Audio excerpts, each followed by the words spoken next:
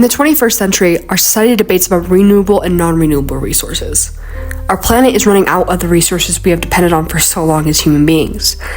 Our human intervention has taken its toll on Mother Earth. To solve this issue, scientists have come up with renewable resources such as solar panels and windmills to aid the Earth's slow recovery. Today, it's common in many political debates to talk about the pros and cons of both renewable and non-renewable energy. In this paper, I will tell 3 events in America's history that prove that nuclear energy is not stable and humans are not reliable enough to handle such an unstable source. It's important to understand that these 3 events changed people's views on nuclear power drastically, which still stands today and people debate about today.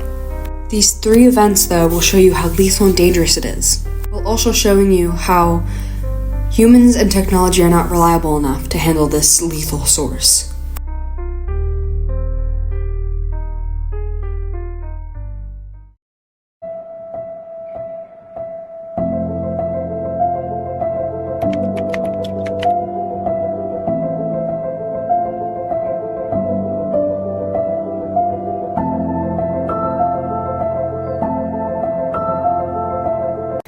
Before I move forward, I feel that it is important to do a brief overview of how nuclear power plants produce energy.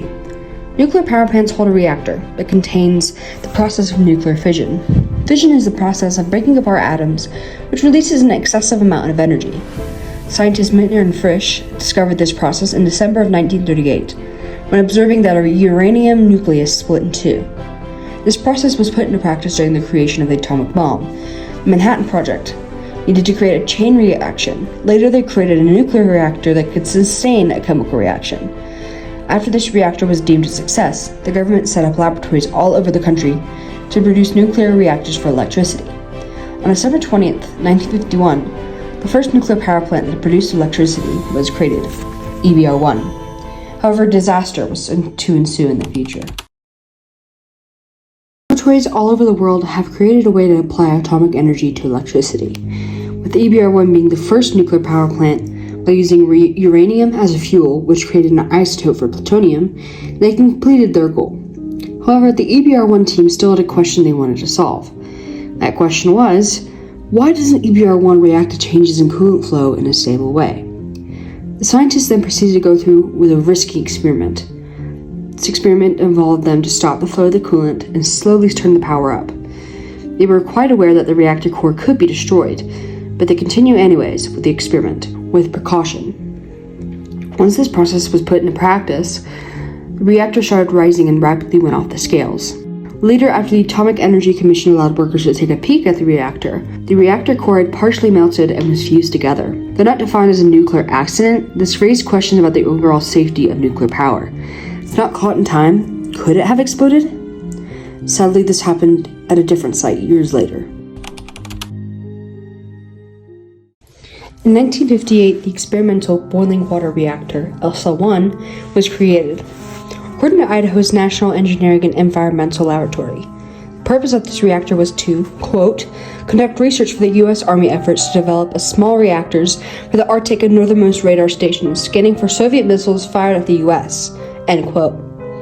The U.S. and the Soviet Union at the time were in a Cold War. They were involved in an arms race, advancing their nuclear weapons so rapidly to hold against each other.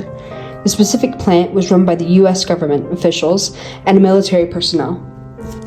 On January 31st, 1961, the plant was reopening after an 11-day maintenance shutdown. 3 employees were there to restart the reactor. In a nuclear reactor, you have fusion rods that absorb the orbiting neutrons to stabilize the fission reactions. For the shutdown, they had to disconnect the fusion rods from the driver equipment to stop the process of fission.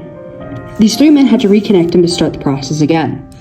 One of the rods had a history of sticking to the drive mechanism, causing one of the men to pick up one of the fusion rods too high, prompting, quote, ELSA-1 to rapidly surpass full power operation, end quote, claims the Idaho National Laboratory.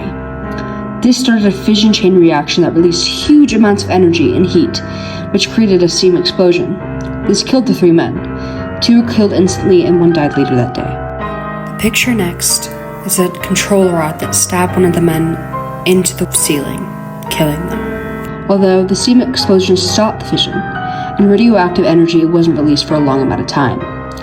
Idaho National Laboratory claims that, quote, officials determined that 790 people were exposed to radiation, end quote. Those people being part of the rescue team and were unaware of the situation. The situation in itself shows that nuclear energy in general requires high maintenance from humans. Not provided, the outcomes of simple mistakes are huge.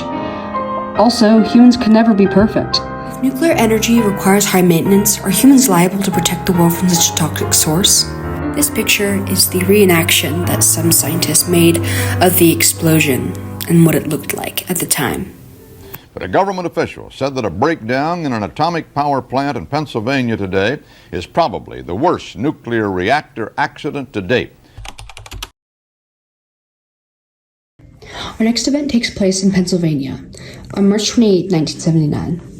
This event, according to History.com, was, quote, one of the worst accidents in the history of the U.S. nuclear power industry. The reactor at this plant was called TMI-2. At 4 a.m. on March 28, 1979, the reactor's water pumps stopped working. The purpose of these water pumps was to supply the water for the steam generators to cool the enormous amounts of heat being released from the nuclear fission process. Although this caused the temperature of the reactor coolant to rise, the heat released caused the water to expand and pressure levels to rise. In cases like this, the pressurizer was designed to pop the top open and close when the pressure levels were back at normal levels. The control rods were also designed to fall in the reactor to stop the fission process altogether. So once the pressure levels became normal, the pressure valve got stuck and would not close. However, amid all this chaos, the operators on shift were alerted but weren't given accurate readings from the technology in the control room. The status lights had signaled that the valve was shut, leading them to assume that everything was fine. According to Argonne National Laboratory, the valve had stayed open for a total of, quote, 2 hours and 22 minutes, end quote, continuing to let the coolant drain out and the core to reach boiling point and causing a large steam bubble to grow in the core. So much pressure was released at this point that the ECCS, Emergency Core Cooling System, started automatically. Although the operators turned the system off because that's what they were trained to do.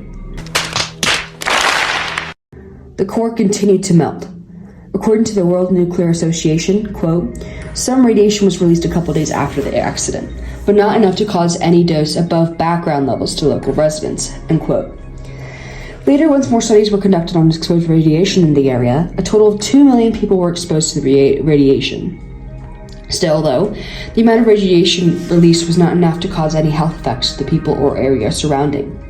During this time, pregnant women and children were advised to leave, although some were not able to leave because of their dependence in blue-collar jobs. As well, senior citizens were not able to evacuate because of health conditions. A total of 144,000 people fled to neighboring towns. After this event, many people protested about the use of nuclear energy, causing a new wave of debate. These 3 incidents affected how people thought about nuclear energy and changed their opinion drastically. Although the world still debates about it, these incidents should be a statement to how dangerous and lethal it is in the lives they had lost through these events.